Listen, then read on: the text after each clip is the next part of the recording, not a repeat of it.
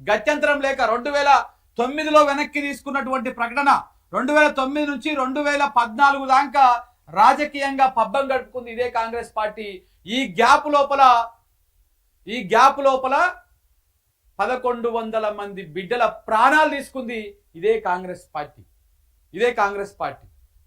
కరెక్ట్గా 2009 ఈ ప్రాంతంలోనే నేను ఈ జర్నలిజంలోకి వచ్చిన. నాకు బాగా గుర్తున్నది.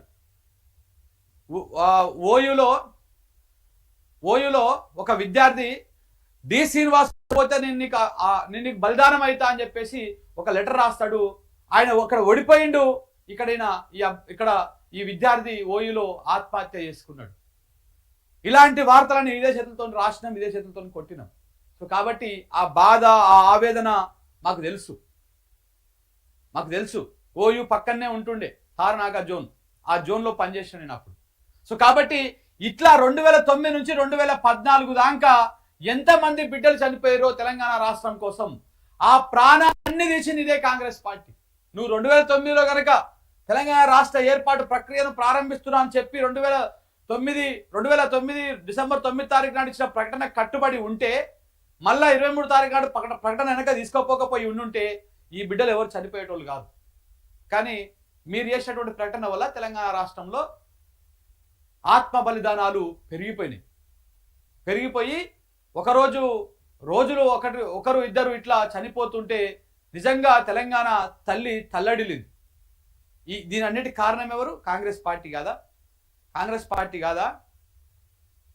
చివరికి ఎక్కడ దాకా వచ్చారు? ఇక సాగర హారాలు, మానవ హారాలు, మిలియన్ మార్చులు, తెలంగాణ మొత్తం ఏకమై హైదరాబాద్లో కానీ ఎక్కడ కానీ ఏ సభ పెట్టినా ఇసుకేస్తే రాలనంత జనం. నిన్న వచ్చిన చూసినావా సభకు? అట్లా ఇసుకేస్తే రాలనంత జనం వచ్చి ఎక్కడికక్కడ కాంగ్రెస్ కండువా కనపడ్డా, కాంగ్రెస్ నాయకుడు కనపడ్డా, ఇదే కేకే మీద, ఇదే కాంగ్రెస్ ఎంపీల మీద కోడిగుడ్లు ఇసిరిర్రు, చెప్పులు ఇసిరిర్రు. ఇవన్నీ కూడా చరిత్రలో ఉన్నాయి, మర్చిపోరు. తెలంగాణ వాదులు కాంగ్రెస్ వాళ్ళకే ఎట్ల చుక్కలు చూపించారో మన 2009 నుంచి 2014 దాకా జరిగినటువంటి సంఘటన చూస్తే అర్థమైపోతుంది. సో కాబట్టి చివరికి గత్యంతరం లేక ఈ కాంగ్రెస్ వాళ్ళు అందరూ పోయి అధిష్టానం దగ్గర సోనియా గాంధీ కాళ్ళ దగ్గర పడి, అమ్మా మీరు అనుకుంటున్నారు తెలంగాణ రాష్ట్రం ఇప్పుడు ఇయ్యకపోతే నీ జెండా నా జెండా కాంగ్రెస్ జెండా ఏడ కనపడ్డా మనల్ని కుక్కలను కొట్టినట్టు కొడతారు జనము, కాబట్టి మనం తెలంగాణ ఇయ్యాల్సిందే అని చెప్తే అప్పుడు గత్యంతరం లేక విధి లేక తప్పని పరిస్థితిలో తెలంగాణ రాష్ట్రాన్ని ఇచ్చిర్రు. అంతే తప్ప తెలంగాణ రాష్ట్రాన్ని సోనియా గాంధీ ఏదో దయాదాక్షిణాలతో ఇచ్చింది, సోనియా గాంధీ ఇచ్చింది కాబట్టి అది తెలంగాణ రాష్ట్రం ఉన్నది. ఇట్లాంటి ఈ చిల్లర మాటలు కాంగ్రెస్ వాళ్ళు బంద్ చేయాలి. ఏం సోనియా గాంధీ 2009లో ఆమె పుట్టినరోజు సందర్భంగా ఇచ్చినటువంటి మాట కట్టుబడి అదే 2010లో 11లో ఆ ప్రక్రియ అయిపోగొట్టేసి తెలంగాణ రాష్ట్రాన్ని ఇచ్చి ఉంటే నిజంగానే సోనియా గాంధీ దయాదాక్షిణ్యతను ఇచ్చిందని అనుకోవచ్చు.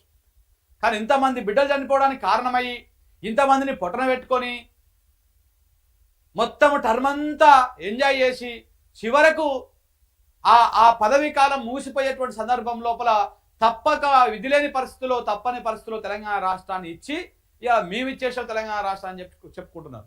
కానీ దాని వెనకాల జరిగినటువంటి కుట్ర ఇదంతా. సో కాబట్టి కాంగ్రెస్ పార్టీ మొదటి నుంచి స్టార్టింగ్ నుంచి ఎండింగ్ దాకా ఇప్పుడు కూడా కాంగ్రెస్ పార్టీ తెలంగాణకు ప్రధాన శత్రువు, ప్రధాన విలన్. ఇవాళ అధికారంలోకి వచ్చినటువంటి కాంగ్రెస్ పార్టీ కూడా చూడండి, ఎక్కడ ఉన్నటువంటి తెలంగాణ ఎక్కడికి పోయింది? ఇదే కాంగ్రెస్ పార్టీని ఇప్పుడు ప్రస్తుత ముఖ్యమంత్రి గారు ఇవాళ తెలంగాణ తల్లి, తెలంగాణ అమ్మ అని చెప్పేసి సోనియా గాంధీని పొగుడుతా ఉన్నాడు. కానీ ఇదే రేవంత్ రెడ్డి గారు గతంలో బలిదేవత అని చెప్పేసి మాట్లాడారు. సోనియా గాంధీ తెలంగాణ తల్లి కాదు, తెలంగాణ బలిదేవత, తెలంగాణ అమరవీరులను పొట్టన పెట్టుకున్నటువంటి బలిదేవత అని చెప్పేసి ఇదే ముఖ్యమంత్రి గారు మాట్లాడారు. ఆ మాటలన్నీ మనం మర్చిపోతామా? గుర్తుకు లేవా? చరిత్రలో లేవా? వీడియోల రూపంలో లేవా? ఇదే కాంగ్రెస్ వాళ్ళను ఏ రకంగా రేవంత్ రెడ్డి గారు తిట్టిరో టీడీపీలో ఉన్నప్పుడు మర్చిపోయిరా? ఇవన్నీ కూడా ఉన్నాయి. అందుకే కాంగ్రెస్ పార్టీ అప్పటికి ఇప్పటికి ఎప్పటికైనా కాంగ్రెస్ పార్టీ తెలంగాణకు విలన్ అని చెప్పేసి నిన్న కేసీఆర్ చెప్పిండు. ఆ మాటలో ఎలాంటి అనుమానం లేదు. 100కు 200% ఇది నిజం. కాంగ్రెస్ పార్టీ అనేది తెలంగాణ రాష్ట్రానికి మొదటిదైనా ఆఖరిదైనా ప్రస్తుతమైనా ఎప్పటికైనా అదే ప్రధాన శత్రువు. అది తెలంగాణ రాష్ట్ర బాగు కోసం ఏ ఒక్క కార్యక్రమం చేయలే, ఏది కూడా చేయలే. సో కాబట్టి దీని గురించి ప్రధానంగా మనం చరిత్ర చెప్పుకోవాలి కాబట్టి ఈ విషయాలను మనం చెప్పుకుంటున్నాం మిత్రులారా. ఇప్పటికీ ఇంకా కొంతమంది యువకులకు తెలియదు. కొంతమంది యువకులు తెలంగాణ రాష్ట్ర ఏర్పాటు ప్రక్రియను ఎలా జరిగింది, ఎంతమంది తెలంగాణ బిడ్డలు ప్రాణాలు వదిలిర్రు ఏంటి అనేది ఇంకా చరిత్ర తెలియదు. మీరు దయచేసి కొత్తగా చూసేటువంటి వాళ్ళు లేకపోతే ఇంకా ఎవరైనా తెలుసుకోవాలనుకునే వాళ్ళు న్యూస్ లైన్ ఇంటర్వ్యూలల్లా అన్ఫిల్టర్లల్లా ఉద్యమ పాఠాలు అని చెప్పేసి ప్రొఫెసర్ గంటా చక్రపాణి గారు ఒక 2 గంటలు ఒక 4 గంటల ఇంటర్వ్యూ ఉంటుంది. మీరు దయచేసి అది వినండి. అది వింటే కొంత ఒక క్లారిటీ వస్తుంది, ఒక అర్థమవుతుంది. ఏ రకంగా కాంగ్రెస్ టీడీపీలు ఏ రకంగా తెలంగాణ ఉద్యమాన్ని అడుగడుగున అణచివేసినాయి. ఆయన కొన్ని సందర్భాలు గుర్తు చేస్తాడు. ఆ 69 ప్రాంతంలో బయటికి కనపడితే అదొక ఫిరోజస్ పోరాటం అనమాట. ఈ 2001 తర్వాత జరిగినటువంటి మూమెంట్ ఏమో శాంతియుతంగా రాజకీయ పరంగా ఉద్యమాల పరంగా ప్రజా ఉద్యమాల పరంగా పురుడు పోసుకున్నటువంటిది నిర్మితమైనటువంటి తెలంగాణ మలిదశ ఉద్యమం. కానీ అంతకుముందు తొలి దశ ఉద్యమంలో కొంత ఫిరోజస్గా పోరాటం జరిగింది, నాయకత్వం లేకుండా పోరాటం జరిగింది. యువకులు ఎక్కడికక్కడ జై తెలంగాణ అంటూ బయటకు వచ్చారు.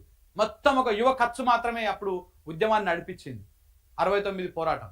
సో కాబట్టి అప్పుడు కొంత నాయకుడు లేని దిశ లేనటువంటి నాయకత్వం లేనటువంటి ఉద్యమం నడిచింది.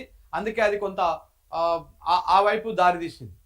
సో ఆ సందర్భంగా ఎవరెవరు ఎట్ట కాల్ చంపారు అప్పటిదాకా వాళ్ళు కూర్చొని కాఫీలు టీలు తాగుతారంట, బయటికి వెళ్ళగానే పాపం అతన్ని చంపేస్తారంట పోలీసులు. అంత దుర్మార్గంగా జరిగినాయి.